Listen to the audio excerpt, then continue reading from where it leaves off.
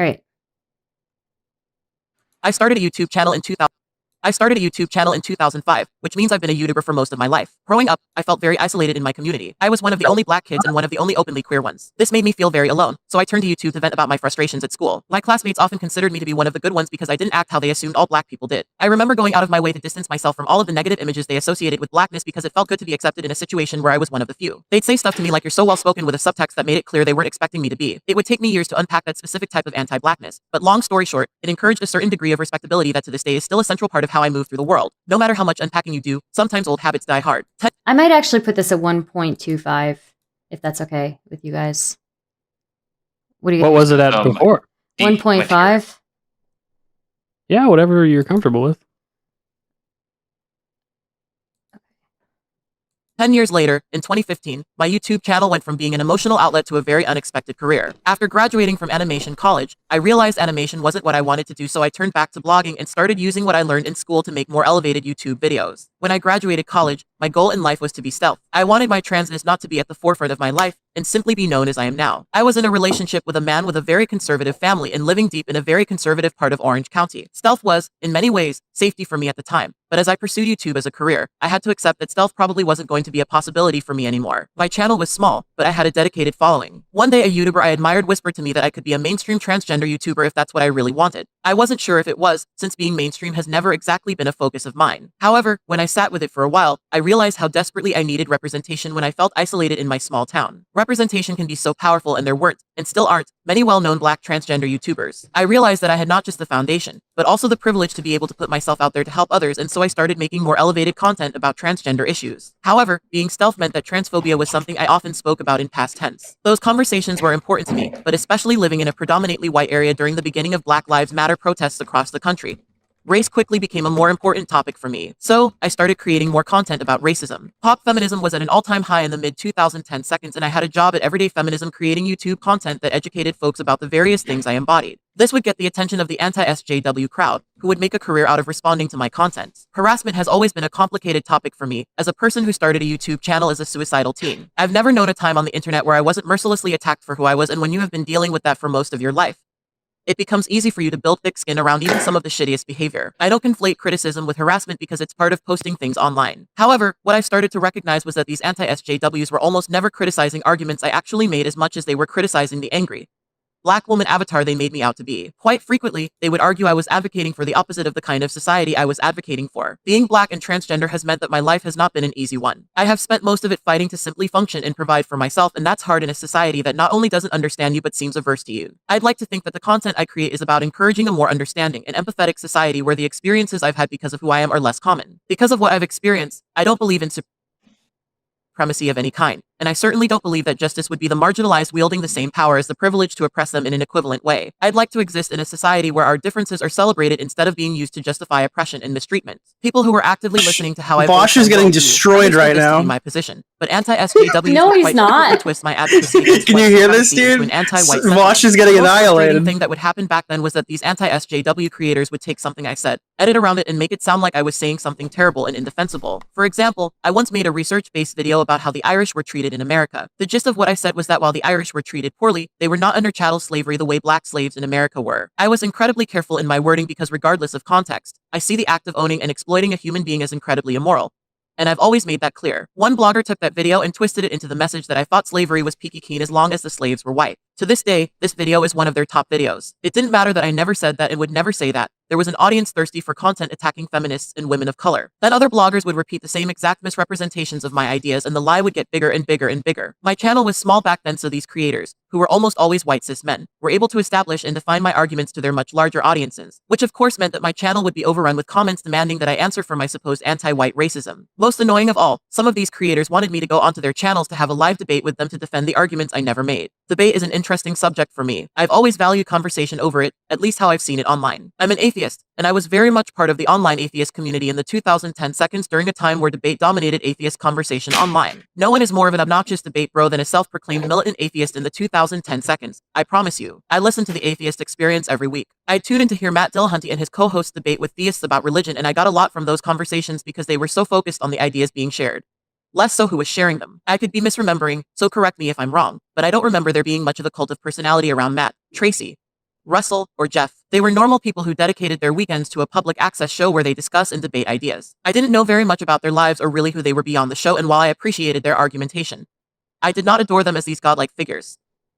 I was a fan of the show, not necessarily them. These conversations being had over the phone meant that aside from a few repeat callers, I didn't really care about whoever was on the other side of the line. The format meant that the ideas were central to the conversation, and no one was really trying to enrich themselves financially from them. They had these conversations because they cared about advocating for atheism, and most of all advocating for a separation of church and state. Then something changed. I'm not exactly sure when, but these conversations slowly became about winning, or PWing as we called it back then. Other figures emerged and capitalized on shifting social media trends, and suddenly we had these online creators with fan bases and curated images. Most of these creators were white men who would have conversations with random Christians on live streams, similarly to the atheist experience, but with entertainment being the focus. What this meant was, at a certain point, people were tuning in less so to hear arguments against theism, and more so to listen to these atheists absolutely obliterate their opponents with facts and logic. There was a certain degree of bravado in all these conversations, and they would often become repetitive and masturbatory. These figures would sit on a stream with a self-satisfied smirk on their faces, and they'd argue against what was frequently low-hanging fruit. The conversations became repetitive, and so many of these channels would branch out, and quite a few of them became prominent anti-SJW channels. Some of the very ones that made misrepresenting me their job. For years, it seemed like I was their favorite person to pick on. I ignored most of it, but it still got to me that they were able to so easily establish me as having ideas I simply did not have. I have very few pet peeves, but a big one is a confident belief in something untrue about me. When does she I don't get to really take issue Vaush? with someone criticizing my actual ideas or That's a positions. great question. But so often, This I felt is like I was the forced to Vaush address and clarify Manifesto. arguments I never made. For years, people I'm just called me gonna a black compare supremacist because I once these made a joke people on to Twitter to a Vaush. white nationalist about his fear of Yep. mixed-race children. People like Performative Phil debate, DeFranco though. would cover the story and spread this misrepresentation to, quite Just had to farm literally, up with millions of sympathy people who first. confidently believed I That's not only hated fair. white people,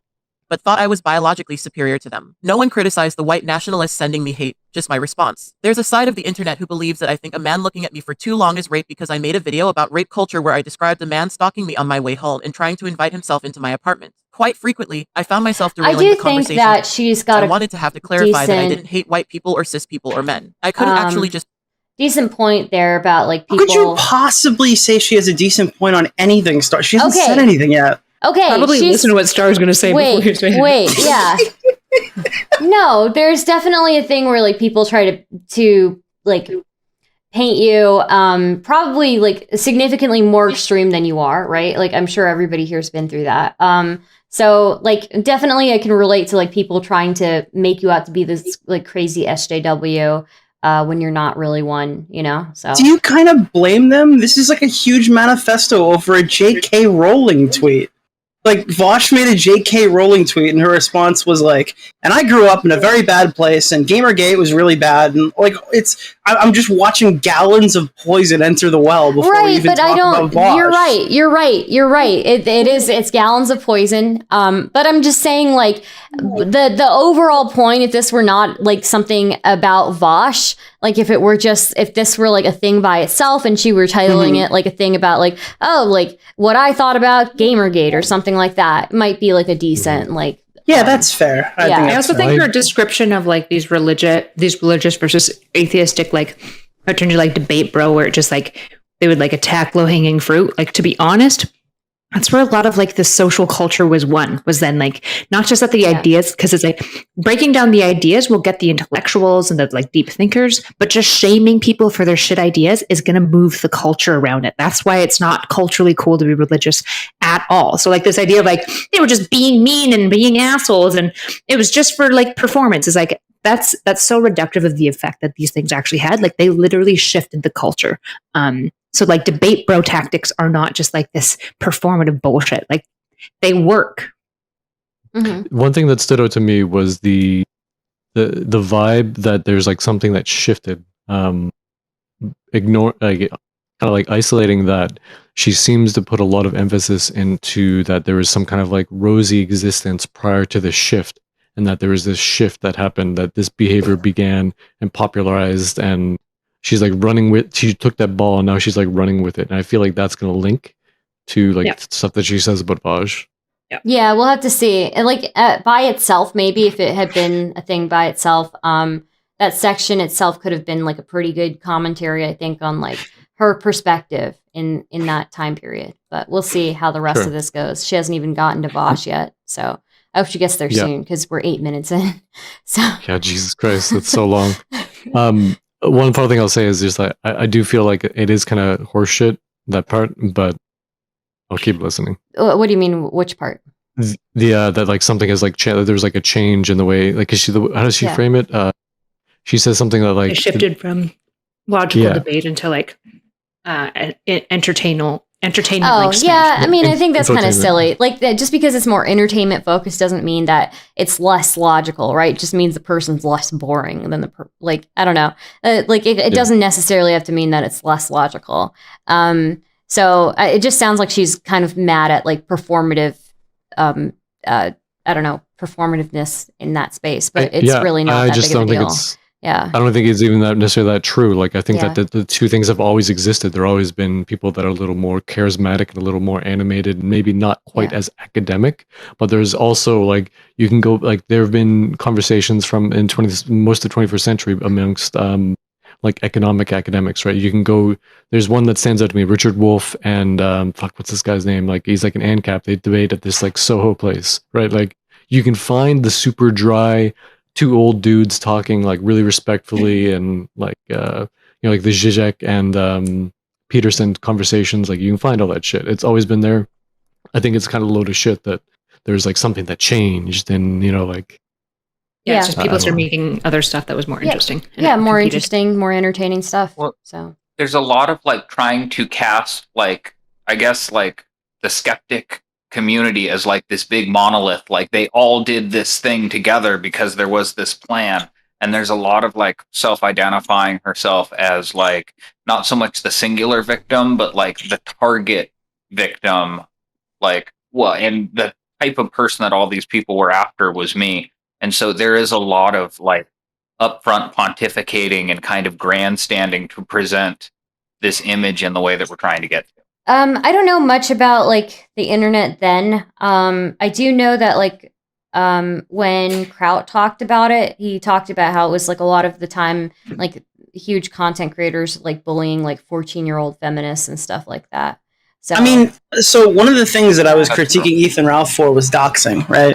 And everyone openly denied it. I got doxed, whatever. I mean, everyone knew, right? Yeah. So when Ralph's fucking career ends this year and he gets destroyed by everybody, he's on stream with Jim, who's an internet aristocrat during Gamergate. He's like, man, everybody fucking knew that we were fucking doxing everybody. It's so true, though, because Ralph and all those little assholes would say, like, oh my god, these feminist Gamergate fucks are, like, doxing the shit out of us. And then they would dox the shit out of them, like they were the aggressors. We should keep playing this or we're never going to get through it. Oh, yeah. Sorry.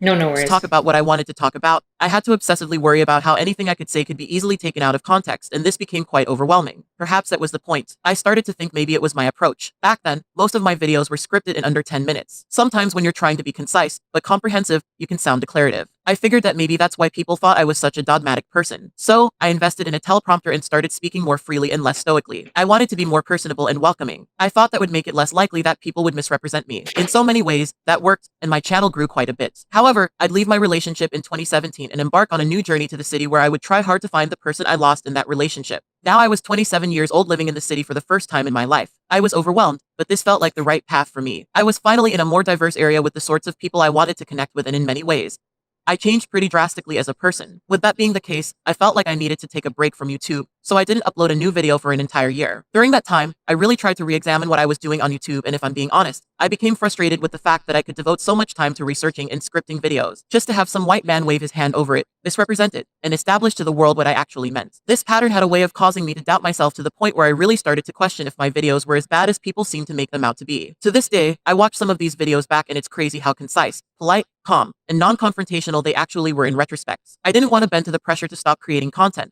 but I had to examine what would be healthy and stable for me. So, I figured if they couldn't trust me to faithfully narrate history, maybe they'd trust me to faithfully narrate my own life. So, my work became more personal and less political. For the most part, this worked, and my channel grew pretty dramatically, but YouTube had changed quite a bit since I was gone. In my absence, several left-leaning creators had risen to prominence, and as I was figuring out what I wanted to do when I returned to YouTube, their content was certainly inspiring to me. It seemed like being an anti-SJW slowly went out of vogue, and left-leaning content became more polished and entertaining. While I admired this content, it also stood out to me that many of these creators were essentially saying the same things I had said but being received in a vastly different way. All of these creators were white and had, at least on paper, more radical politics than I. They certainly received criticism, but I noticed how frequently that criticism was actually engaged in their ideas, not usually misrepresented.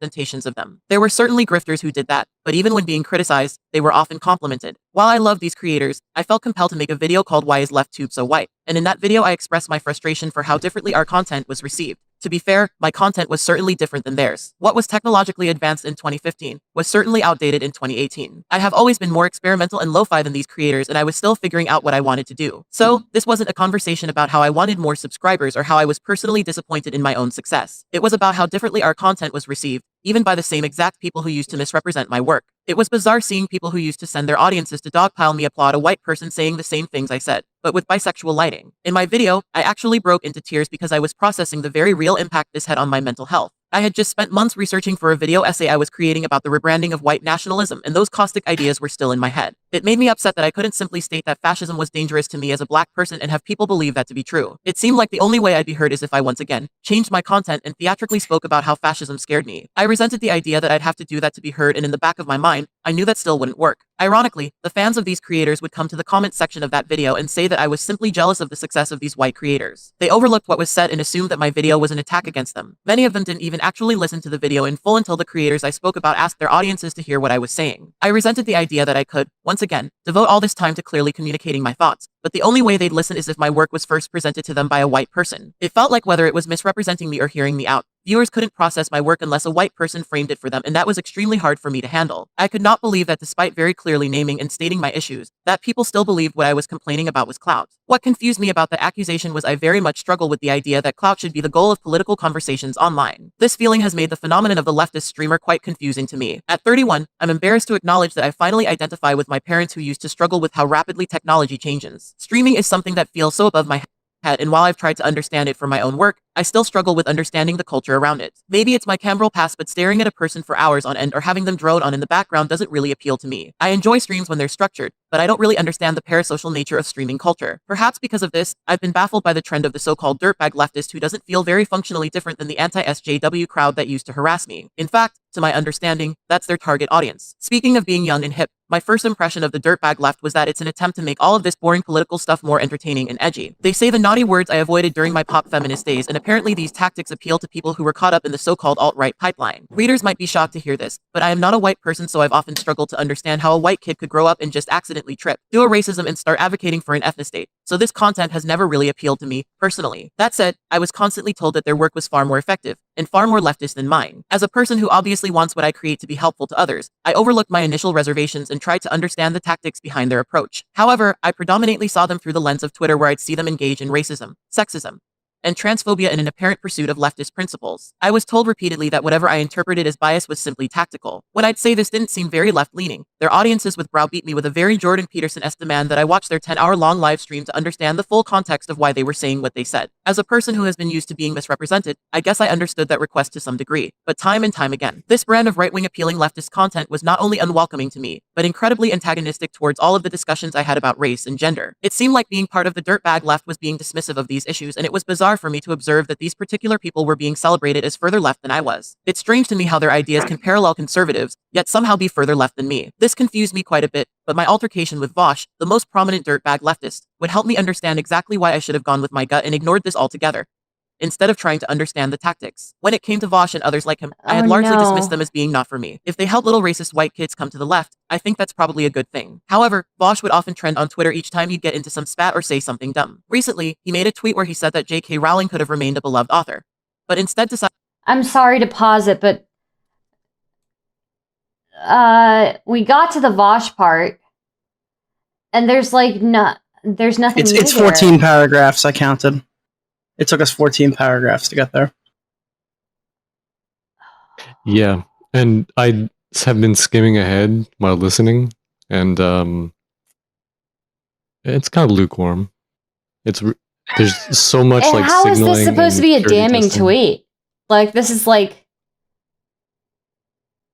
It looks the title looks really bad. That's that's it. He's gonna be famous. It's funny. It's fucking funny. Yeah. I don't know what to say. I thought it It's was funny entertaining. Yeah, too. true. If J.K. Rowling just hadn't needed to be like such an aggressively loud turf, she probably would have done better, right? It's funny. It's ironic. It's funny. I don't know. Okay, Hi. all right, we'll press play again. There is one interesting area where she talks about the dick, but Ooh, well, when I get to that. To be transphobic. We'll get there. I agreed with that part. He then followed that tweet up with an ironic joke about how women should be more silent, not TERFs. Not J.K. Rowling specifically, women. This tweet got a lot of attention, including from J.K. Rowling herself, who would go on to compare his tweet to the domestic violence she experienced from previous partners. Now, TERF discourse is mind-numbingly cyclical, and entertaining it as reasonable probably isn't a good idea. But one thing I've observed from many gender-critical cis women is they often seem to be functioning from a place of very real trauma. Trauma they have because of how men have abused or mistreated them. When I came back to YouTube, I decided to speak openly about my experience as a rape survivor. I had spoken around that topic on my channel for years, and I wanted to start having conversations about trauma because those conversations aren't frequently had. As a survivor, I understand how trauma can frequently manifest in a way that isn't rational, where you may fear certain types of people because of what you've been through. I don't really believe in sympathy for transphobes, but I do empathize with the fact that some of these people have experienced trauma and feel how they do for that reason. Perhaps because it's a very personal thing for me, but when I saw this tweet, even though I understood he was making a joke, the misogyny bothered me. In theory, he's saying something that was in defense of me, but I didn't feel particularly helped by what was frankly an unnecessary misogynistic joke. TERFs are often struggling to find examples of transgender women and their advocates being misogynistic, and it just seemed like a very obviously bad idea to be misogynistic while defending transgender women, especially because it seemed like it sabotaged the message of the tweet.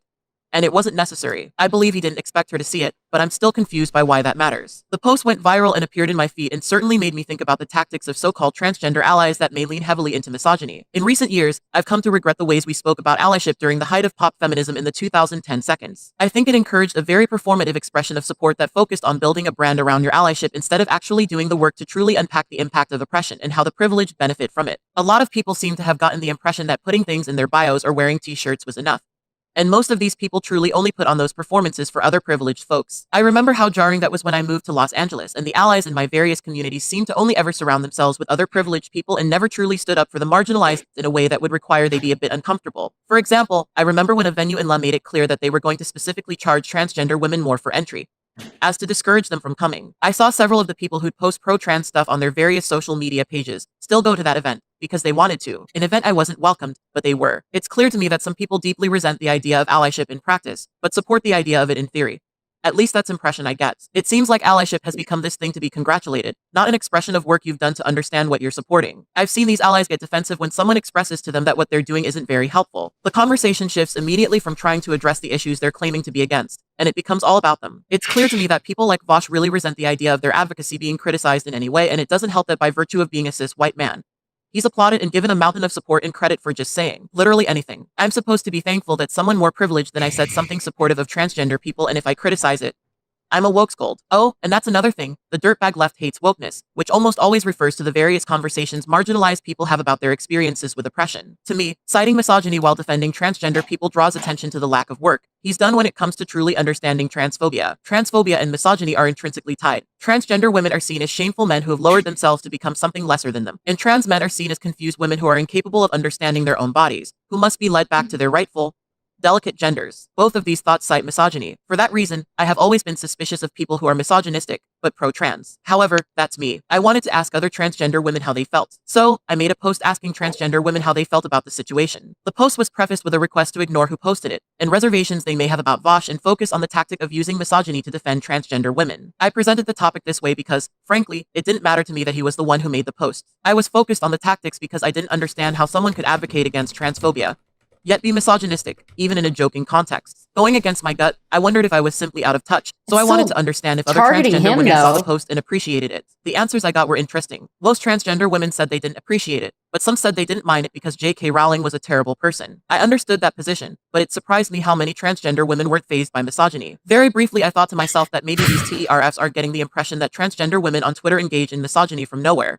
But that was a narrow way of viewing it. I think because misogyny has impacted my life very drastically, I have a very different response to stuff like this. To me, the idea that we can weaponize isms against people we dislike really doesn't seem productive. It seems like fighting against one problem while creating another. I understand it being said in a cathartic context, but I didn't understand it in the context of advocacy for transgender women. I had a well-rounded conversation about his ideas, and it reached its natural conclusion. I mostly ignored Twitter for the rest of the evening. Then late at night, while I was waiting for my boyfriend to get off work, I got a direct message from Vaush. He was upset about my tweets. He believed that I had some sort of hate boner for him and really didn't appreciate.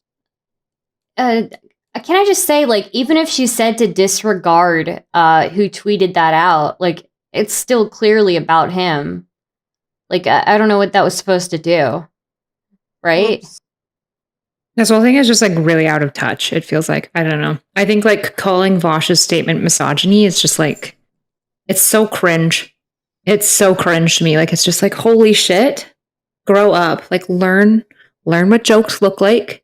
Yeah. You can not like a joke, but that doesn't make it inherently misogynistic. He obviously doesn't actually think that women should be quieter and stop speaking up. I mean, it's comical. Obviously, he doesn't think that. It's such a ridiculous statement. I don't know how you can look at it and not see it as like extremely comical. Like, woman, be more quiet and start apologizing and be be quieter and start apologizing. Challenge. When women are known for apologizing all the time, like, it's comical, right? Like, I don't know. I think the most that you could say, like the kind of thing that you would expect her to say, be like, wow, this was in really poor taste, or like, this was bad taste, or something like that. Which is fair. You can you can be like, wow, Vaush is kind of a dick, which is also fair. Like, where did the dicks and assholes go? Like, sure. They added the obes now. The obes hit them instead of just calling them that. Honestly, I think the best part of this whole document so far was when she basically says that she boomered out and doesn't understand Twitch streams. It seems like she doesn't understand Twitter either. I don't know. Yeah. Like, holy shit. I'm curious to see if she goes on to talk about like how she's treated. I'm guessing by his community. I'm assuming that's where she's going to go. Yeah, so there is one thing, like, I've talked about, like, Rhizome and I talked about how, like, people will, like, they'll, like, weaponize isms against people they don't like just because they don't like them, regardless of, like, their ideology. But this is, like, clearly not that. You know, this is very clearly a joke. And nobody is justifying, like, actual sexism being used against women there. So. Yeah, Okay. Curiously enough, I feel like, sorry, I didn't mean to interrupt your button pushing. One final thing I'll say is the tone that I'm getting is still what I think it is. That this is a ton of trying to package it and bundle it with like it saying enough saying white cis men enough and bringing up transgender and all this stuff, specifically just to railroad him. Like it literally, to me, TLDR is they had some bad interactions, some shit went sideways, they don't like each other, but now it's being like packaged as something like really like with full like rectitude. Yeah, it's unfortunate because then when later on when I like Rhizome and I maybe bring this up again, like it'll be like taken less seriously, where it's like, you know, like maybe there are certain people who do legitimately like weaponize like different isms against people they don't like for no good reason, but just because they don't like them and they justify it. And they're like, it makes them look super morally inconsistent, but like, this is not it. This is like, it's just like the tweet itself is just comical, you know? So.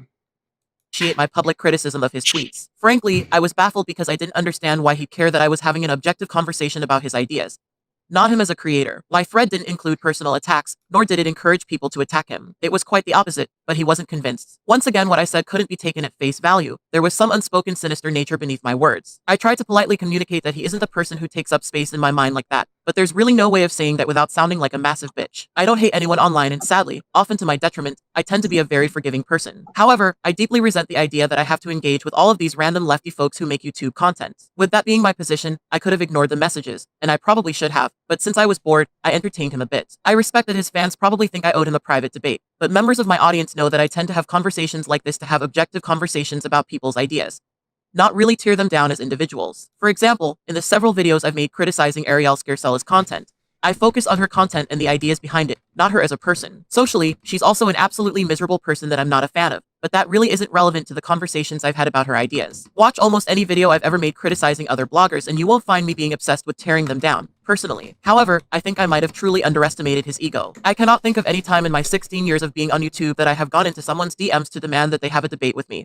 And I certainly wouldn't feel the need to do it in this context. I respect that he felt misrepresented, but it's not like he didn't know he was deliberately citing misogyny. That was a joke. I always find it to be quite strange when people throw rocks and then hide their hands. I fully acknowledge that he was joking, but that didn't change the question for me. I didn't think he was a true misogynist until he said misogynistic things to me privately. I didn't understand why the conversation needed to happen to begin with. Let's say we went over everything, and he convinced me that his tweet wasn't that bad. My question wasn't how he felt about it. It was about how transgender women felt about people who use misogyny to advocate for transgender women. He was not the target audience of my posts. Trans women are J.K. Rowling's main target. but I got the impression from this conversation that he resented the very idea of transgender women sharing their input about the efficacy of his advocacy. Once again, the fact that he was saying anything was apparently enough, and I should just appreciate it and stop complaining. At a certain point, he told me that he was a better advocate for the transgender community than I've ever been, which seemed like a needlessly arrogant thing for a cis man to say to a transgender woman who quite literally sacrificed stealth and subsequent safety to advocate for transgender people. He contacted me with the purpose of winning an argument, nothing more and nothing less. I know that cis white men hate hearing things like this, but the rhetoric J.K. Rowling espouses does not directly impact them but very much does impact me. That's why I had the conversation I did. Whether shit gets worse for transgender women or not, he will remain unaffected, and I cannot personally say the same. His degree of confidence and arrogance was unfathomably to me. He had a lot of audacity to say some of the things he said to me. It seemed like at every turn, he resented the idea of not being at the center of the conversation. At some point, he even tried to make the argument that invalidating his input, as a cis man, was like invalidating a transgender person who hadn't physically transitioned ...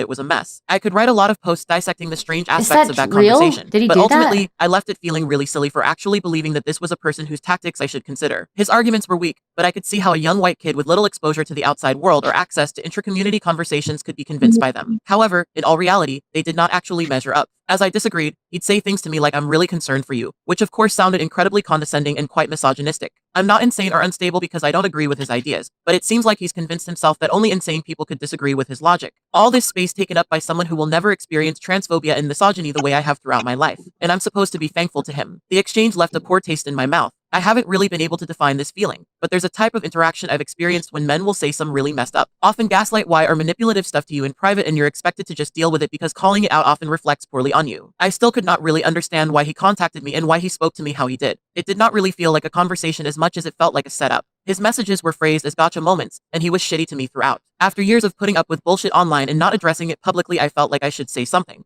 So I made a thread detailing our interaction. I didn't want to share the actual exchange because I felt odd about sharing DMs, but when Vaush saw the thread, he would go on to deny that the conversation went how it did and rant about how obsessed I was with him. This is where my pet peeve got stuck on a loop because I am far from being obsessed with him, but saying this about me so confidently and his audience believing it really did bother me. So I decided to stand up for myself and I shared our DMs on you know Twitter. what? You can see all of our messages right here for your own curiosity. When I posted That's the DMs, such a I posted it with the huge caption, the log, closest Jesus. I've ever been to being obsessed with it. Vaush is the few days we Okay, I'm not obsessed with this guy, so I'm gonna write.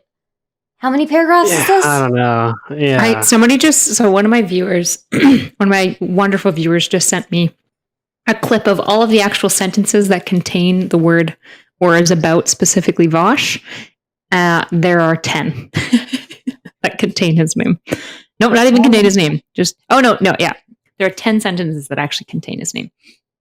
I'm just confused that she's literally saying here that she's bothered by them asserting that like she's obsessed, but she wrote this whole thing and entitled it, and he's in the title. Yeah. You really stuck it to us, you know, like. Well, I remember watching Vaush's video about this situation, and he went through the logs.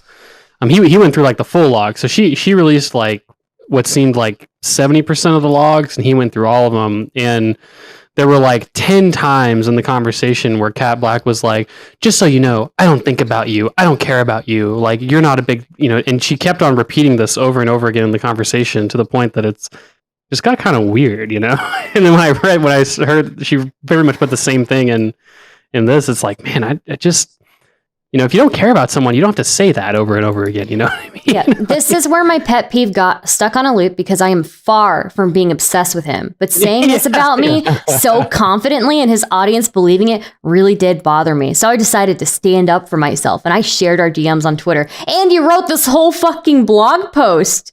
What are you doing? Also, like this issue was dead. Vaush had already lost thousands of subscribers. Pretty much everyone on the online left took your side, but then you wrote this 10,000 word article to follow up. It's like, I don't know. It seems like you already won, I mean, what was the point? There's just zero self-awareness here, and I feel like that's kind of her issue in general. I don't know.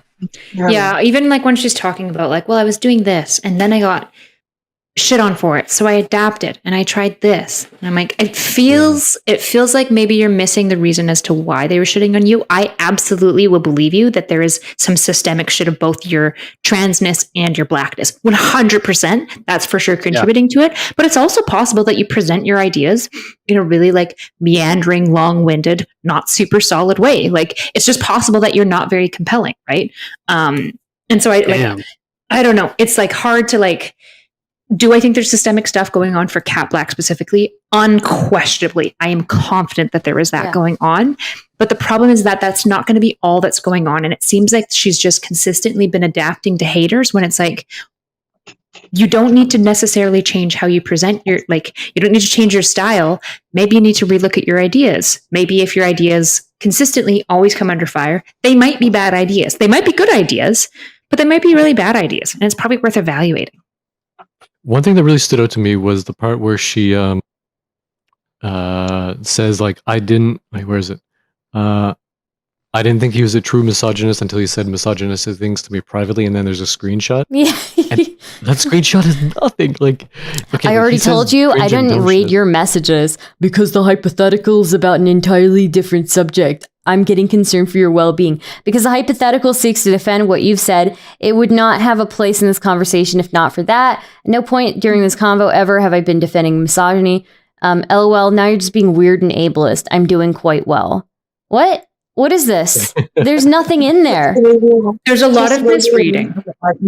He says this is just psychotic word vomit. In fairness, Vaush is pretty condescending and does seem to have like a weirdly inflated sense of self, like saying like I've probably done more for the trans community than you is like that's a little bit for, like, that actually literal trans advocate, right? But that's a critique I've consistently had. That critique of Vaush is like you're kind of condescending and it seems like you have a bit of a self-inflated view of yourself, which like I don't think is fully borne out in like your ideas and the work that you've done. But you're not unimpressive. Like you still have cultivated like a large channel and stuff like that. So it's like it's not like you're trash, but no, he's an excellent speaker, excellent like advocate, but like he can be condescending, and him probably saying that he's done more than she will and all of that. And when she's like quite literally lived the experience, is probably a little bit on the much side. But other than that, like she's not proving any points about not being obsessed with him. So. And for me, I cannot be arsed to go through all the logs and all that shit, but I don't doubt that there's probably times where he's like jokingly said actual misogynist things that she could have screenshotted that probably would have served her case better. But I think the best way to demonstrate that he is kind of like he's very full of himself and condescending and stuff is that whole there's some clip that I've heard a couple of people use or reference where he's talking about like Destiny or something, why he'd never debate Destiny again, saying that he like intellectually outpaced him or something. Like the cringiest shit I've ever heard in my life. I found that kind of funny, and I find the like obviously my hands are cold thing was super funny to me too. But you know, I give him credit. There's no social stigma attached to exposing one's bare hands. Obviously, my hands are cold. Yeah, but this feels like almost like this, like she's like construed this narrative of her experience and then is like projecting her experience of like all of the bad people and like bad patterns she's noticed like into Vaush, and it's just like it's just not really borne out, and it's just like a really strange narrative to paint. I can sympathize that she's probably had a very rough time on the internet, but she's you're right. She's conflating all of that with her experience with Vaush, which is probably not correct. Vaush has his own things, but I don't know. I don't know that you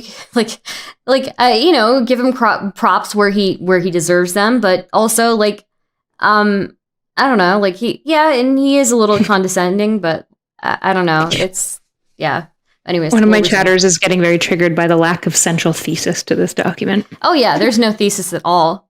Back to I'm not going to share those messages. Oh, sorry. What were you saying? Oh no, you're fine. To the original thing that I said before, like she built this big monolith of like there are all of these bad people online that are doing all of these bad things to people that are just like me, and like I am like the ideal victim in this situation, and all of these things are kind of happening to me or to people just like me, and they're all from people like him or people that are just like him, and there's a lot of like targeting and moving goalposts around to try to paint the narrative that she's trying to make here. Or that went from Gamergate to Vaush. That's like, yeah, what? it's Right. pretty big leap. Especially given that like he doesn't get along with a lot of those Gamergate people. So even the ones who have like switched like what they believe now, he still doesn't get along with them.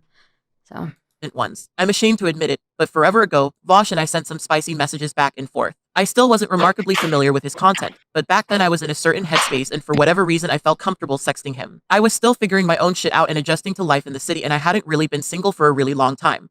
And I made a lot of mistakes with men in that phase of life. Back then, all a guy had to do was be a leftist with a beard and I was probably interested in him. I gave entirely too much credit to men giving themselves the leftist label. At this point in my life, I've dated enough annoying DSA dudes to no longer give men such credit. I honestly don't even remember how it started or who initiated it, but it happened, and I knew that he knew that. Since our exchanges, I've heard, but still not deeply researched, that he does that sort of thing with a lot of women, trans women especially. I figured since he was running with the obsessed narrative, that would be the only piece of information he could point to that would back up his claim. I didn't post about him constantly. I hadn't seen many of his streams, and when I looked at my view history, only 5 Vaush videos came up and each of them were about some drama he got into with another creator. I wasn't obsessed with him, but again, my pet peeve got the best of me and here we are. Despite what some bloggers would have you believe, I did not share and would never share our sexts. If they leak, it'll be because of him. I take revenge porn seriously as a person who's experienced it several times through my very brief career as a sex worker. It's not relevant to any of the conversations we had. In retrospect, I probably didn't need to post at him and I had sexted, but it felt preemptive. While I can acknowledge it as unnecessary, I still have an awfully hard time feeling bad about it, especially because of where things went after this. It was incredibly frustrating to me that Vaush, like every other white cis man before, Isn't that kind of the problem with Cat Black? Is that she's basically a much larger audience, like many other audiences before, just uncritically ate it up. Being in that No position worries. really sucks, especially. sorry. Like she said that she posted about the sexting stuff preemptively, right? That's the justification she gives it. But isn't that kind of the problem that she has with Vaush? And maybe in general overall, is that like she's painting people with such a negative framework immediately that she believes that with somebody like Vaush, she needs to preemptively strike of like outing their sexual history together in case what? That it basically implies that she suspected that Vaush would do so if she didn't, which I just feel like I've barely watched much of Vaush. Like I don't have super strong opinions about the guy. And I know like about his like history as like Irish laddie and stuff. So like even then though, like I'm just like, that's such a like, it's such a negative view to have of somebody. Like what a terrible thing to assume that somebody is going to out you. So you're going to preemptively out them first. Like it's just like maybe it's just post hoc justification, but it just feels so cringe. And like maybe that's the problem, is that Cat Black is just like seeing enemies and monsters under like shadows that aren't there, and then painting people with this brush, and then attacking them preemptively, and then being like, "Well, what the heck? Why are people coming after me?" And it's like, what do you mean? Sorry, did I hear that wrong, or did Cat insinuate Vaush was like a chaser? The way she was talking about, yeah, she did. That's imply. so fucking weird. Yeah, I imagine that maybe her experiences with like that whole Gamergate crowd maybe colored how she interacts with people online, but I don't know. Vaush is like, it's like, I admit that I probably shouldn't have brought up our sexual history, but in my defense, he is kind of a chaser. yeah, what kind of justification is that? Like one has anything to do with the other. Yeah, there's nothing, and I don't know. It seems like a pot shot, basically. Yeah, it does. It is. It's a lot of like justification. I'm like, I know I did bad, but like he's worse, and it's just like, come on, just own it where you fucked up. What I'm reading here. Sorry. Oh, go ahead. No, go ahead. No, I was just going to say, not to mention, how much can you trust somebody that preemptively strikes like that? Yeah. Like, there. I feel like there's like a deeper, like hidden thing for people who do that kind of thing. I think what it is that she keeps bringing up this obsessed thing. How many times has she said obsessed here? I don't know, but she keeps bringing it up that it was a pet peeve of hers and it really, really bothered her. So I think that really got under her skin because now she's saying that she pretty much used that as justification for this, I think. So I don't get it. Were people saying that she was like obsessed with Vaush before she exposed the truth? That's what she was saying. Yeah. Basically, he kept saying she was obsessed, and maybe I guess she, in some sort of weird way, interpreted that as like obsessed in a different way, and she wanted to be like, no, he's obsessed with me. No, he and I, sexted, so which is like you're you're not helping your case. I don't know. Yeah. But there does seem to be a very dramatic swing from on one side. She's like, well, I'm sexting with this person. I like this person. They seem decent. But at the same time, she's like, but I wasn't very selective back then. I have much higher standards now. And now she's swinging very far to the other side with preemptive, like, releasing of DMs and whatnot. Like, she seems to swing very dramatically with her feelings toward Vaush. There's a very passionate feeling there of some sort. I mean, I think that part of it could just be that, the kind of crowd she runs in might, like, honestly, the kind of crowd she runs in might seriously look down on her for that, for having that relationship with Vaush, right? A lot of the people she, runs with really, really hate Vaush, right? And so for them to know, like, oh, you used to sext with Vaush, it's like, what the fuck, right? And so she might just be trying to, like, overcompensate to that crowd, like, hey, just so you all know, I actually never really gave a fuck about Vaush, so, like, I'm still with the in crowd, you know what I mean? Like, that's kind of how I read it at this point. Social pressure virtue signal thing. Okay. Can I just say? Oh, mm-hmm. Yeah, I was going to say no. The perfect thing to say right before pressing play. We're almost at the dick. Okay. All right. I just skimmed ahead a little bit. Dick in this. That wasn't the part about the. Did she like explain in detail? Like what the fuck? Yeah, we'll she had get like there. a comment thread that went onto it. I just skimmed ahead a little bit. I skimmed ahead a little bit, and she basically talks about objectification and whether like the way that sometimes racist like white dudes will fetishize like other people of other races. I don't know. We'll see what happens. Spoiler alert, Stardust. Jesus. Seriously. It's like 2 sentences ahead. That's all. Especially when you're someone like me, who devotes so much time to very carefully detailing every way in which they feel about something. I hated the fact that I could write about the exchange, and he could just deny it, so I posted proof. In the same thread, I explained how I fell into sexting with him all of those years back. He took my comments about bearded leftist men and somehow concluded that I was specifically speaking about white men and would argue on his stream that I just really wanted his dick. He would speak about how black women like myself, who stand up against white supremacy and advocate against their own oppression, truly deep down inside have a fetish for white men. We apparently racially fetishize white men the way racist white men racially fetishize black women. These comments really upset me because I have devoted a lot of time on my YouTube channel to speaking about how racial fetishism has harmed and alienated me, especially in the context of relationships. He twisted what I said and argued that I wanted to be sexually degraded by white men, and to me, that was pretty repulsive. In response, I made a tweet about how underwhelming his penis was, because, between you and I really couldn't remember what it looked like, just that it was forgettable to me. That seemed like a rather light comment in comparison. Man, like my previous comment, I added can acknowledge on that to it it. probably didn't need to be said. Okay. It just did Vaush say those things? Just to be clear, yeah. did Vaush talk about that? Because I would say, like, okay, giving her the benefit of the doubt, let's just assume, because it seems like she also takes his words and, like, gives them the least charitable interpretation, but giving her the benefit of the doubt, if he said anything similar to that or like that, it's not good, and I can totally understand her being upset by it. I think that that's decently fair.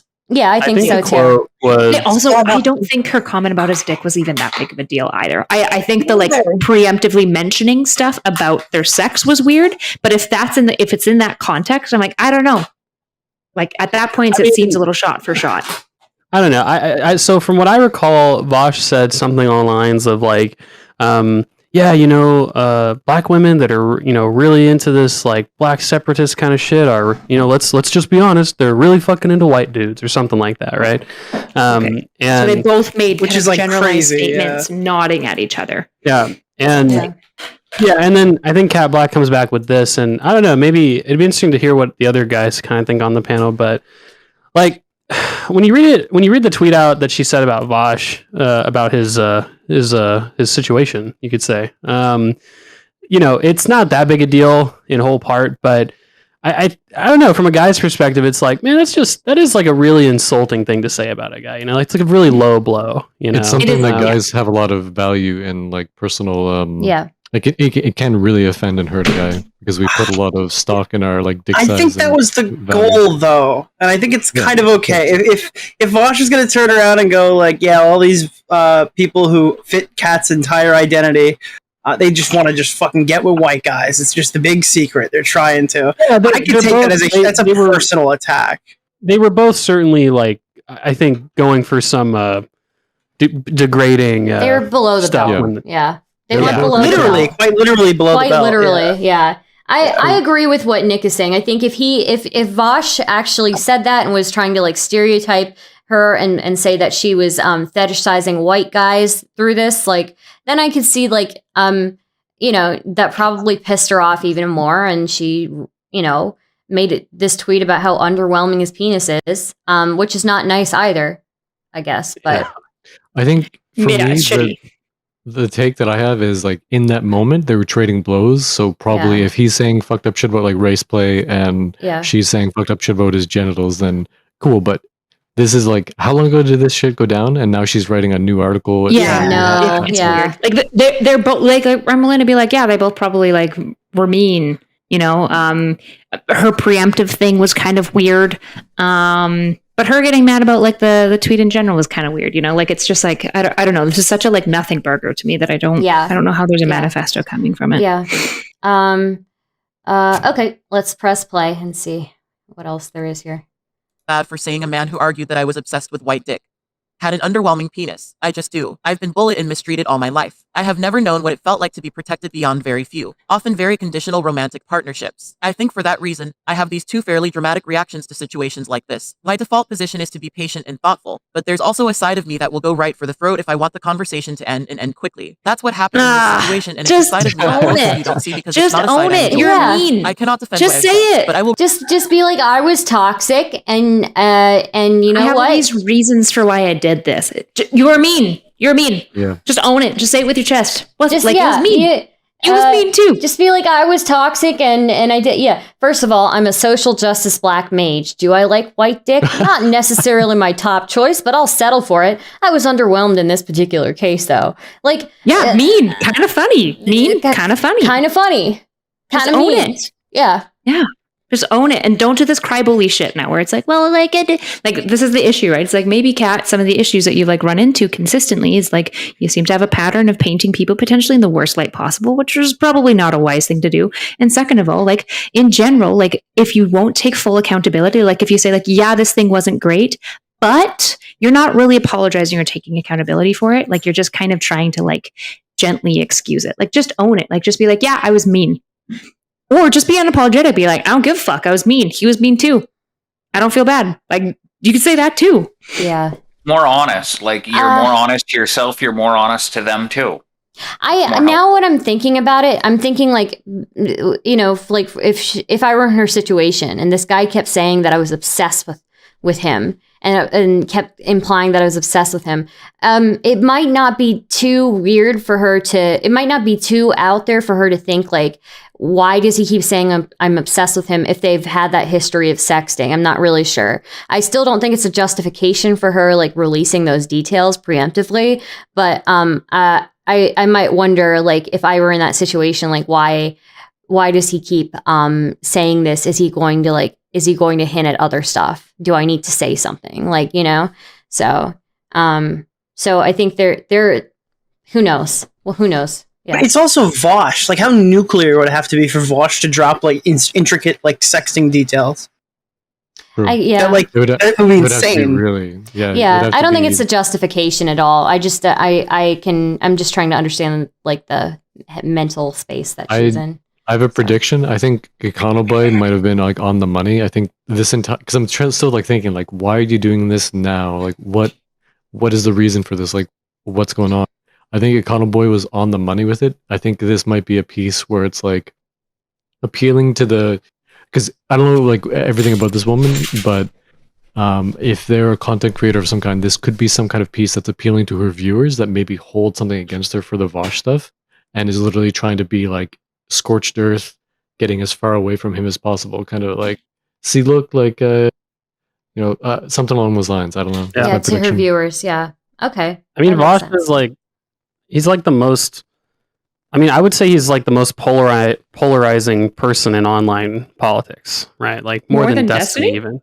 Really? I would say so. Yeah. Because Vaush is, because at least Destiny, like when he's talking to stock Dems or libs, right? Like there's not like like he's pretty, like the neoliberal Twitter guys are like pretty friendly with Destiny, right? But like Vaush, even within leftist communities especially, like you've got the right wingers calling him a pedophile, and then you've got the left wingers calling him a misogynist, and it's like, I don't know. There's really no space on the internet where, like, besides Vaush's own exact audience, where Vaush is just like, I think don't know, Vaush man. is like a Destiny Light. Like, granted, I don't know like a shit ton about both of them, but from just existing in this space and seeing all the stuff everybody else talks about, it does seem like Vaush is kind of like Destiny Junior, like Destiny Light.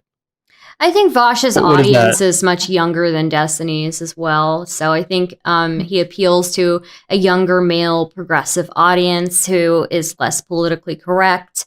That's generally what I see from his audience. And while Destiny can be also not very PC, he's still like very situationally aware of like what he's doing, I guess. So, but yeah.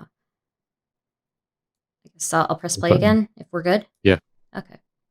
Will repeat that I do not feel bad for saying it, and perhaps my long history of being harassed has made it hard for me to understand why these sorts of things bother other people so much. I understand how they would if we were any other two people, but I struggled to understand why it mattered in this case. From what I could tell, there was a completely different set of rules for him, and he gets to be disrespectful and shitty, and if I do it back, I'm the asshole. I guess I genuinely thought he could take it, but much like J.K. Rowling twisting his shitty, but rather harmless tweet into a conversation about domestic violence, he and many other bloggers would twist this altercation into a story of sexual abuse and harassment and milk it for weeks to come. What I didn't understand at the time, that I now very much do, is this really seems to be what this kind of streaming culture is about. Correct me if I'm wrong, but from what I've gathered, this type of streaming culture is all about sitting on Twitch long enough before some sort of drama happens between a streamer, another streamer, or their chat, like the anti-SJWs of yesteryear. Whenever some sort of drama pops off, those bloggers will talk about it, and then other bloggers will talk about it, and then other bloggers will talk about those bloggers talking about it on their blog, where they make blogs about other people blogging about blogs. It's a sort of parasitic relationship where the telephone game-esque nature of it all often leads to the story getting bigger and bigger, and the degree of harm gets overstated and over-dramatized until there is one very solid villain and another very solid hero. Just like I saw in the online atheist community, the actual politics behind the conversation do not matter as much as the cult of personality these bloggers create around these incidents. This shouldn't have exactly surprised me, since most of the times I saw Vaush trending on Twitter, he was getting into some argument with another creator. He apparently hates leftists and fighting, but from what I gather, he seems to rely on it for content. Makes you wonder how much content he'd have if he solely focused on pressing leftist issues and not his confrontations or even interactions with other creators. The last conversation I had with Vaush before he recently reached out to me was when he was gearing up for a debate with someone who'd sent harassment my way back in the good old anti-SJW days. This person is, objectively, a grifter, and I didn't understand why he wanted to have a conversation with someone that was so unproductive and deliberately cruel. His YouTube channel was still relatively new, and I had given him a lot of validity in my mind because he labeled himself as a leftist, and some of his audience was part of mine, and from what I heard, his content was enjoyable. I didn't understand the decision to have this particular person on his channel because, in my view, there are other more productive conservatives he could speak to who don't have a history of sending harassment at other people. We went back and forth about it, and ultimately, the reason he gave for continuing with the debate was that this person had clout. He was trying to grow his audience, and doing a debate with this person was a great way to do so. And he was right. That conversation led to him growing his audience quite a bit, and I left the conversation with the impression that clout, not these conversations, were his actual focus. It turned me off, so I no longer spoke to him. It's clear that we had vastly different priorities. I know that there are people reading this post who are going to walk away with the conclusion that this post is yet again more evidence of my obsession with him. However, I'm not writing this because I'm obsessed. I'm not even particularly writing this to call him out. For me, there was a bigger lesson here and an aha moment I think I've needed to have for a while. This incident woke me up in a very profound way. Often, when you're the only minority in a space, it becomes hard for you to advocate for yourself without doing it in a way that doesn't isolate you from those around you. You internalize the obvious discomfort people have with you and what you know their assumptions of you are, and you want to try very hard to be, as I said, one of the good ones. If you care to be accepted in that space, you start making a habit of doubting yourself, and you don't want to immediately rush to judgments. This means when you hear or see bigoted stuff, you have a way of downplaying it or not immediately reacting to it. You're aware that these people are terrified of being called a bigot, and you don't want to be one of those black people that judges them and dismisses them. You intrinsically feel this emotion, and you struggle to make boundaries for yourself because you want to be accepted. What this frequently means is tolerating what you absolutely shouldn't for the exchange of belonging to a group of people who you know already look down on you because they put you under this pressure. As a black person who's spent most of their life in non-black spaces, I've constantly tried to avoid being seen as a thug or an easily angered mammy. That very intense pressure not to step out of line to defend yourself, even when justified, has a way of pacifying you in situations where you should be able to draw boundaries for yourself. It's like when I was living in a white suburb in Orange County and white women would walk up to me in the supermarket and put their dirty fingers in my hair without asking. In those situations, I must decide if I want to smile while they violate my personal space or have the natural reaction where I flinch and say, "Fuck you, get your hands out of my hair." If I did the same to a white woman and touched her hair without asking, she'd think I was a weirdo. Hell, she might even call the cops, but by virtue of my blackness and how alien I am in those spaces, I'm expected to tolerate it, and saying no would make me uppity. Suddenly then I'd become the rude one for not allowing her to touch my hair. Even though I was being violated, the conversation would shift towards managing their emotions and making sure they knew that I wasn't upset or offended. Yes, these things would happen to me all the time when I lived deep in Trump country with my ex. They always bothered me, but I often struggled to say no. So usually, I wouldn't pull back and say what I wanted to say. I would nod my head, allow them to violate my boundaries and go back to my shopping, because that was the safer response. I've learned that many white people react very negatively when you draw these sorts of boundaries. When you solidly say no, a lot of them cannot process it without hearing an accusation in the subtext. You can see that at several points in my interaction with Vaush. Like I said, when I first saw dirtbag leftist content, I was told by many people not to outright dismiss it. Like a white woman scraping my scalp because she felt entitled to my body, even though the bias was obvious. I was encouraged not to react naturally to it. If I'm being honest, I guess I became far too invested in proving we to my gotta audience pause. that I I'm wasn't an sorry. angry What? I'm sorry. We gotta pause. What does somebody's personal platform have anything to do with people non-consensually sticking their fingers in your hair? I don't know.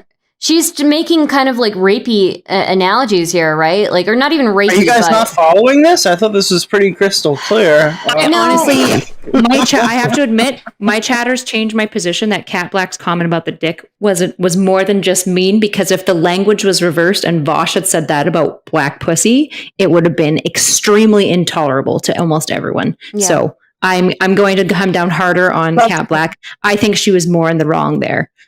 I don't think it's right to let people know I've been moved by my chat on that. Yeah, I don't think it's right to make like comments about that. Yeah, for sure. You make a good point. But you're right in this like. How are these comparable? I'm sorry. Vaush's personal choices on his platform, how are they in any way similar to somebody infringing on your personal boundaries? Yeah, putting their fingers in your hair. What? Yeah. What she's saying is that, what she's saying is that the type of mindset that would lead a black person to sort of force themselves to be okay with a white person like grabbing their hair is similar to what she was told with regard to this controversy, which is like, don't, basically be okay, be comfortable with these like dirtbag, more like anti-PC leftists, because this, that, and the other. Whereas, what her argument is that, well, no, like, fuck that, I shouldn't be okay with it. Who cares, right? That's the same societal pressure. The issue that I have with this is that they're still not comparable, because like the difference is that somebody is violating your personal like experience versus basically people tone policing you to not be annoyed with somebody's content, which I think is cringe. I think in general, tone policing and being like, hey, you shouldn't be mad about this is cringe. Like if you're mad, like go ahead and go off. Just realize that they'll probably challenge your ideas. Like maybe you're just wrong. Like maybe these people have good positions. I don't know. I understand Econoboi. I appreciate you steel manning. I just think it's a bad argument. I don't know how you can say that. Like if she's comparing like her inability to say no to somebody putting their hands in her hair to her inability to say no in this situation. She's just saying like, in both situations, yeah, you're told not to speak out, right? Basically, like, hey, like, just let it happen. Like this, and that justification for why this inappropriate behavior is okay. Yeah. That's the argument she's going with.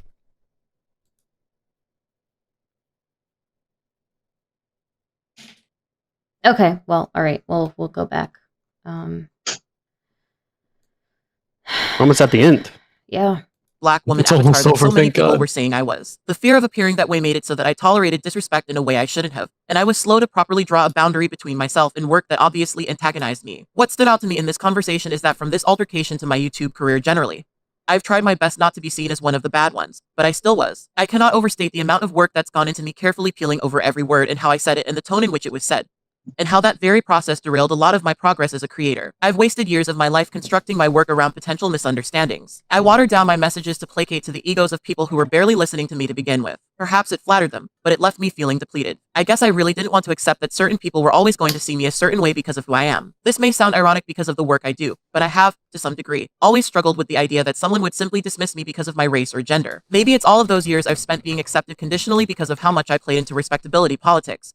but it's hard for me to understand how people could look at me and see me as an unfaithful narrator. I am not the kind of person who enjoys believing that I have certain limitations in life because of who I am. Though I speak so much about oppression, I suppose how I've moved through the world has let me very subconsciously feel as though what happens to other Black or transgender people wouldn't happen to me because of how I am. I feel a pit in my stomach acknowledging this, but I think acknowledging this thought in the back of my mind is central to unpacking it. I didn't want to immediately believe that when someone disliked my content, it was because I'm Black or transgender. But after 16 years of being transformed into an angry Black caricature by others, it's very hard for me to deny that this is often the case. I have finally come to embrace that there isn't a version of me, nor a way of phrasing my criticisms of oppression that will ever be universally embraced or faithfully understood. No matter how politely I phrase it, there are going to be people who read what I say with a subtext of anger and malice that simply does not exist within me. I've made the mistake of believing that was my fault, but it's just a reflection of the system we live in. It was wrong for me to buy into this idea that I could shift white supremacist thought by simply adhering to a white supremacist outline of the sort of person I should be. I see that now. I must also accept that there are many people who see that I have a platform that sustains me who will believe that I do not deserve it because of who I am. So much of the bullshit I've gotten has had the subtext of how dare she have what she does. When Phil DeFranco made content about me being a supposed Black supremacist, because YouTube has directly supported me a handful of times, they tried to get the attention of the CEO of the company to alert them that I do not deserve such support because of the beliefs they believe I have. I guess in the back of my mind, I would have assumed that bloggers like him wouldn't so easily buy into these false narratives about me. But that assumption is based on the amount of credence I likely give these creators based on nothing more than how I've been socialized to see whiteness. I think a lot of white creators do not intrinsically understand that a function of white supremacy is that most people will look at a white person and see them as a blank slate whose ideas stand on their own. Sure, if you're alternative or visibly queer in some way, people will make assumptions of you, but not in the way they'll make assumptions of me. As I said, I've heard things like "you're so well spoken" all throughout my life. I must speak well, dress respectably, and phrase everything I say in a docile tone for a wider audience to be receptive to what I'm saying. What I've struggled with is that mainstream frequently means having to engage in that sort of respectability, and what I've really struggled with is the reality of how much that doesn't align with who I am. People who have followed me since I've moved to Los Angeles have seen me slowly but surely shift my online persona towards something that feels more genuine to me, and that has been incredibly freeing. For me, this lesson was one of the last ones I've needed to come into myself as a creator. I've learned through my experiences that no matter how I present myself or how much I assimilate,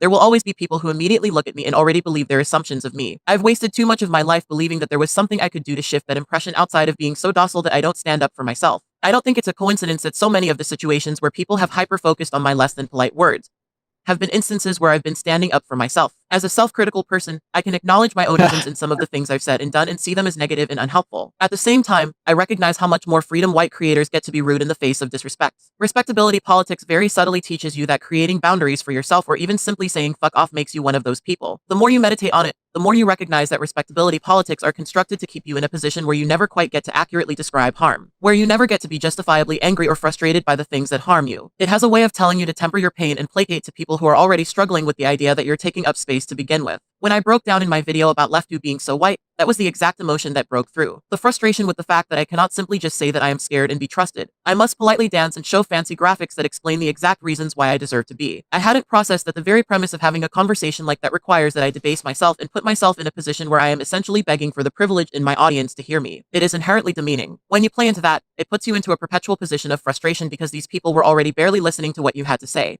So when they still do not hear it, you feel exhausted by the labor you've wasted. That's what was happening to me, and I still hadn't let go of that toxic and untenable cycle. I can confidently say that your average white creator is unaware that Black creators must do this all the time to get even a quarter of what they have. When I think of why so many of the Black transgender women I've known on YouTube haven't become more successful, it's because they haven't been doing this. Looking at my own platform, I can see more clearly that I probably have the following I do because I've entertained respectability politics through most of my career. However, what this situation taught me is that when it all comes down to it, that doesn't work. Vaush would later be receptive and welcoming to a transgender blogger who made the same exact argument I made in my original posts that upset him so much. Would it surprise you if I told you that she was white? I feel incredibly stupid giving Vaush and his ilk any degree of my energy or consideration. I regret seeing these tactics as valid enough to understand. Had I listened to my intuition, I would have dismissed him the first time I saw the bigotry and moved forward. I would not have been curious about his tactics, and I wouldn't have pondered his approach. I would have said that seems racist, transphobic, misogynistic, trusted my gut and simply moved forward. The upsetting question I've been asking myself is how much consideration would I have given him if he wasn't a white man? Was trying to make sense of what was clearly so disagreeable to me a reflex that I had because he's a white man? I think I've dismissed POC leftists for much less. I can sit here and pontificate about how frequently he's been able to get away with saying terrible things to people. But that would be repetitive. I already knew why, but I doubted my perception. My frustration was based in this idea that we were both equally considered for our ideas and arguments, but that was naive. Now, I no longer doubt my own understanding. I clearly see the reasons he and other bloggers like him get to be the sort of person they are, while I am given less leeway. This experience was frustrating, but I am so thankful for the clarity it's brought me. I've learned to stop attempting to placate to the emotions of people who need to be convinced I'm not who they've already assumed I was. I thought I had grown out of that habit, but when I reflect on my experiences, I realize that this is still a subconscious part of the way I approach these conversations. It's clear I still have unpacking to do. However, as our world becomes darker and the rights of transgender people are fought against so viciously, it does not serve me to neuter my arguments with pleasantries and a degree of consideration I am never given. I'm not going to feel bad for dismissing someone outright for engaging in behavior that is obviously antagonistic towards me. I am still a gray thinker and someone who doesn't think linearly, but I will no longer allow those thoughts to be informed by a subconscious desire to be one of the good ones. Okay. I would like to know who this other blogger is. I could see that being upsetting. I still don't think the interactions between the two of them are in any way like justified. You know? I don't know how I feel about this argument. I hear women say this a lot too, of being like, oh, like when I say it, nobody cares or listens. But when men say it, oh, suddenly everyone listens. And I'm like, sometimes that's the case, for sure. Yeah. But sometimes people just say things better. Like Econoboi said what Cat Black's point was better than Cat Black said it. It was more compelling when Econoboi kind of like summarized and steamlined it a little bit. And it's everybody else's fault too. Well, I have an example of this actually that you know you could go either way on it depending on who you are. But I remember when Heem talked to Professor Flowers, that conversation, and Professor Flowers was talking about the land back movement in Canada, and she was saying that, you know, well, she basically had come out with this video later, which was basically like, you know, you should be lucky that Native American people aren't asking every, you know, person to move out of the country and take all their land back. And during the Heem conversation, she really struggled with that you know, statement of like, well, what do you, are all like the colonizers, quote unquote, supposed to just move out of Canada? Like, how's that supposed to work? And it just sounded like a really absurd sort of policy. And I didn't know what land back was until I learned about it from Cat Black. And then Heem had a follow-up conversation with, or not from Cat Black, from Professor Flowers, I should say. And Heem had a follow-up conversation with the Surfs TV. And obviously the Surfs is a, you know, white presenting guy. And he explained what land back was when he was like, yeah, land back is just the idea that, you know, there used to be treaties that the Canadian government signed with native populations, and they agreed to give them this land, but then they basically reneged on the treaty and took the land anyway. And so land back is saying we should establish those old treaty lands like they were already agreed to. And that's 100,000 times more reasonable than what Professor Flowers was arguing for. But if you were being reductionist, you could come away from that conversation and say, well, I'm only listening to the Surfs because he's white. Right. And it's like, well, no, I mean, he presented the argument better. I don't know what to say. Right. I don't know. I think you guys might be insensitive. I, for one, feel very moved by this audio blog post. I'm convinced now that white man bad, cis men bad. Oh my God. Vaush is clearly racist, misogynist, and transphobic. Everything she's describing is definitely nothing that happens to anybody else but these particular people, like in these groups. Like nobody would ever typecast. Yeah, like I you had me right till the end. I don't think anybody would ever typecast like a white cis man, a liberal, a capitalist. Like this would never happen to like a man. And I'm willing to give benefit of the doubt here and say that probably the typifying that trans Black women experience is probably in general maybe more frustrating and more negative, right? I think that, again, these systemic things absolutely exist. The issue is that typifying happens to everyone. And so like there's this element of like, to what extent do we acknowledge the systemic piece, and to what extent do we go, how do you live within that and overcome it, right? Just as an individual. One thing what I would want to say is like I think it's more prevalent than we give it credit, where like I think men will listen to other men a little bit more seriously than they'll listen to women. I think that's something that we don't really realize how prevalent that is. But that being said, I don't know if that's the case here. And I don't know if this obviously not. The transgender blogger, she said that she's white. I would want to see what they're saying. That's all she said, right? I mean, you know, it's like, because the reality is, you know, she could be describing a situation like I just described, where this trans white woman, you know, explains it in a much calmer, much more reasonable way, in a way that maybe Vaush could resonate with, and you know, you have to ask, you know, what's more likely, right? What's more likely, that Vaush, the leftist socialist content creator, is taking a white woman more seriously than a black woman, or that the white woman just happened to explain the argument in a way that it resonated with Vaush a little bit more, similar to how heck, Vaush had the land back thing with Professor Flowers, right? Professor Flowers talked land back with Vaush, and Vaush completely dismissed it, but then he had an indigenous activist woman come on and explained it basically the way that Lance from the Serfs explained it to him. And, from then on, Vaush was a lot more amicable to that kind of position, right? And was it because she was a native woman than a black woman? That doesn't seem as likely to me as, someone just explained it better. We would have to see even this. just repeated exposure to ideas makes us more warm, right? Like the first time you hear an idea that you're pretty resistant to, you're probably just going to be resistant the whole conversation. But like a lot of people don't change their position in a conversation. They change it after, as they like kind of percolate on it and think about it. And they're like, oh, okay, right. And then they soften towards it. And then they get exposed again to a new way of presenting ideas, maybe even a better way. And then you're like, oh, So just like even just familiarity effect is going to warm people towards an idea. I would say I don't want to make any judgments on this because I would need to see it. And I can't make a judgment one way or the other. But I think a lot of this, like we said before, is her conflating her experience online with her experience with Vaush. I don't think it's like really great to compare him to like the anti-SJW era. I can definitely like relate to certain parts of this where she's talking about what it's like to not be taken seriously, or to have people kind of like gloss over your words, or not listen to your concerns about things very seriously. I just don't know that I can attribute all of that to like one person. That's just like the experience of being online and being like a less visible person online, I guess. So yeah, I agree. I think to bring it back to what we said originally, right, is that this whole thing just seems it seems odd just to write this whole thing. I don't. Everybody moves past it. Yeah, it seems like this person has an issue with being taken seriously and having their voice heard, and it's just I'm reading this super long, for lack of a better term, schizo post, and I'm not really surprised if they struggle with that. Like, I don't know. It seems like it's a lot of blaming and not a lot of accountability. Yeah, sure. I can agree. I with empathize. that. I think I still empathize with Cat Voir here. I just think it wasn't really written for me. I think the audience for this blog was probably her audience, a slightly different demographic. Yeah. You know what I'm gonna say,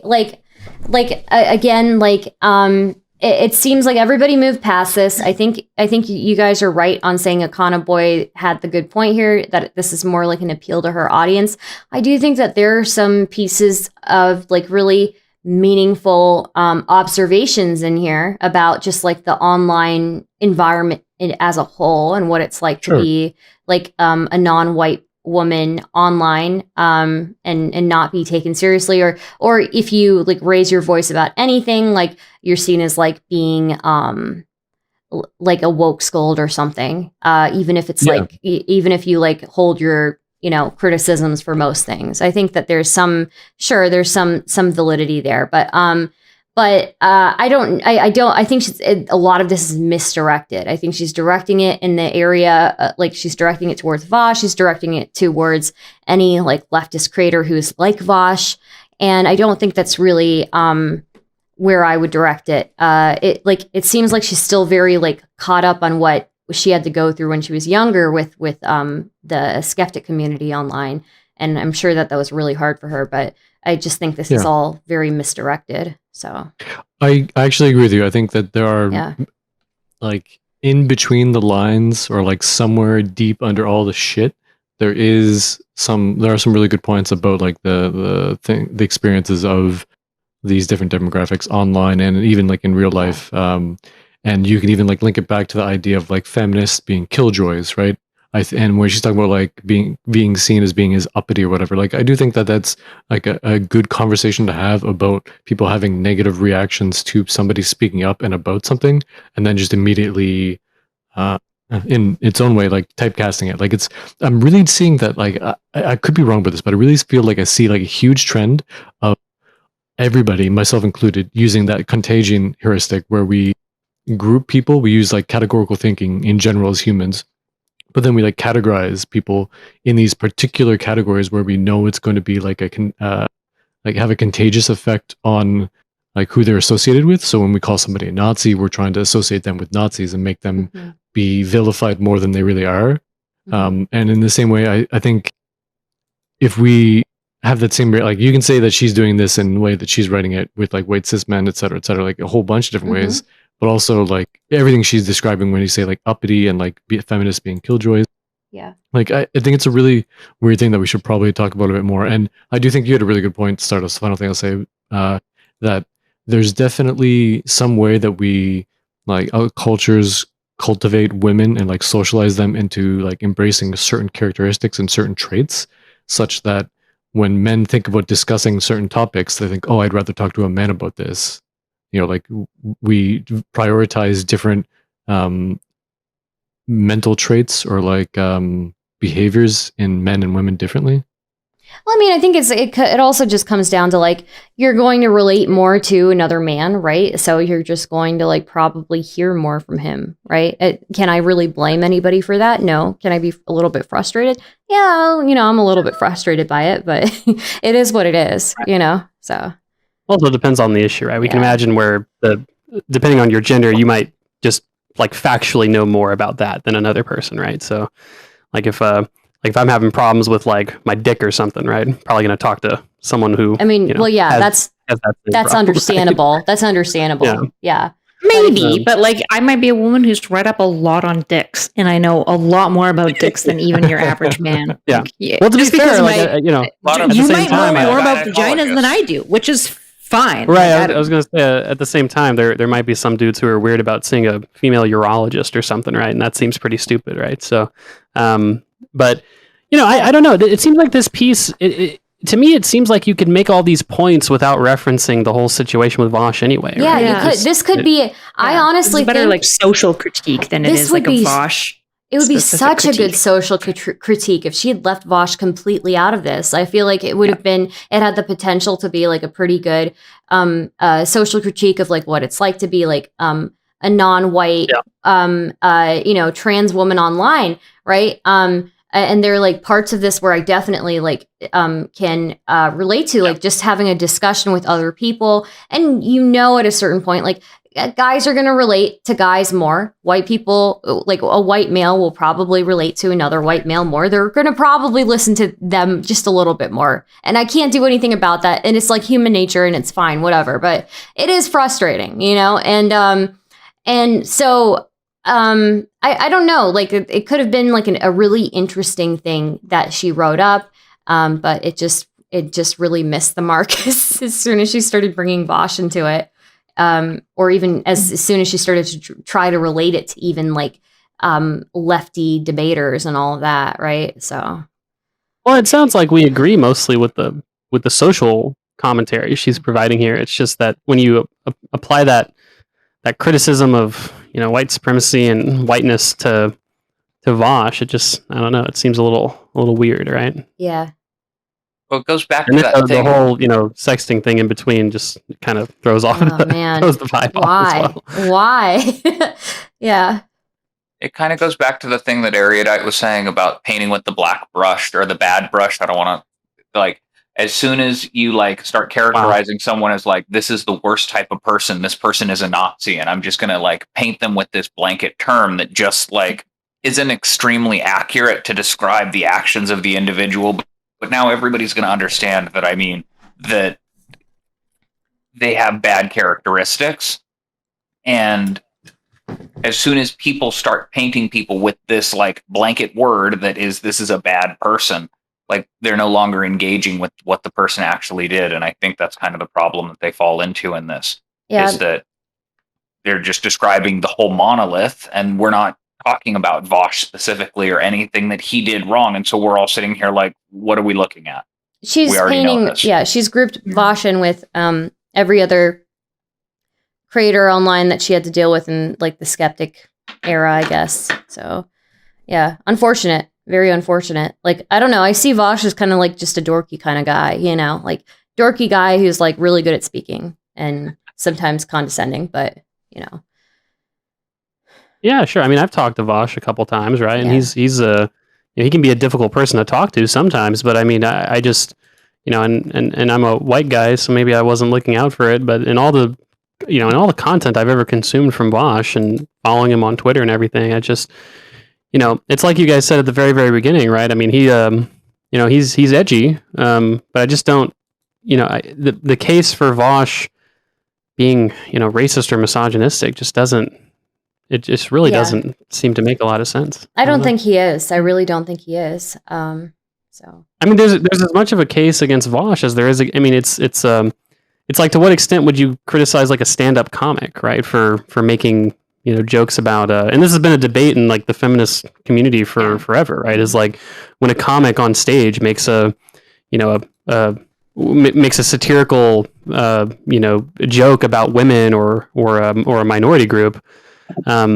Is that worthy of like really biting criticism, right? And it seems like that's still an open question. So yeah, it's interesting. Like the whole question of like to what extent do we get to tone police artists is a very interesting one. In general, I would err on the side of like basically never. I think like when cultures begin to tone police artists, we like lose out on a really, really like fundamental and important piece to a culture, because artists are often like very avant-garde and they highlight serious issues within the culture that nobody's really willing to like say. And that doesn't mean that artists are like fully like absconded of social responsibility for their art, but in general, like, I don't like the idea of tone policing art like ever. I agree with you on that. I don't like tone policing art. Or I mean, even like just entertainment and advocacy. I mean, I don't understand how you can look at that tweet that Vaush made and not see it as just like so absurd, that there's no way to interpret it as anything other than a joke, because it's like so. Part of me wonders if people aren't going on these, because part of me wonders if it's not the effect of when you go onto social media and you see certain keywords or triggers, and your mind immediately jumps to maybe like the worst or whatever. Like you want to be like enraged or like antagonized by what you're reading. So when they see something like that, maybe they already like pre-existing dislike Vaush, or maybe they don't like. It reminds me of when Pete Buttigieg was running for president, and he on the campaign trail, he's whatever context it was, but the quote was that Pete Buttigieg was saying, "If I could take a pill and not be gay, I'd probably take it," right? And obviously, people who really hated Pete Buttigieg took that and as to him saying that he's got this internalized homophobia, right? And he's against his own community, and he's not proud to be gay. And it's like, well, no, what he's saying is that in society, it really sucks to be gay presently, right? And so, I don't, his point was that, if I could choose, not only was he saying being gay isn't a choice, he was saying that society tends to treat homosexuals so badly that, he would probably make that choice to not be if he could.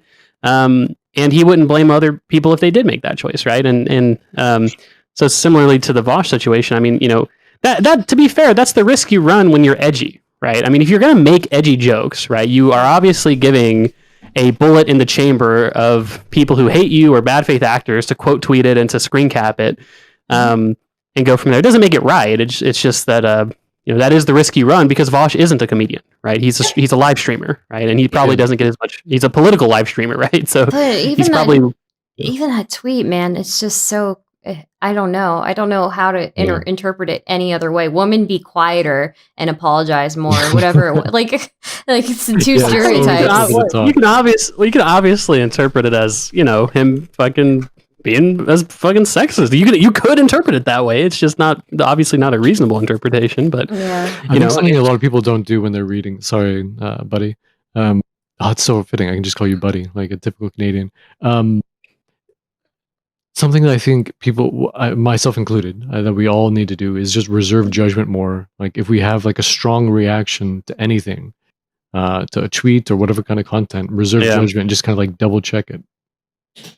Yeah, that's something I've been doing ever since I don't know. I mean, for the last like 2, 3, 4 years, however, it's like what the fuck? I can't believe this thing that I'm reading, and it's like, hold on.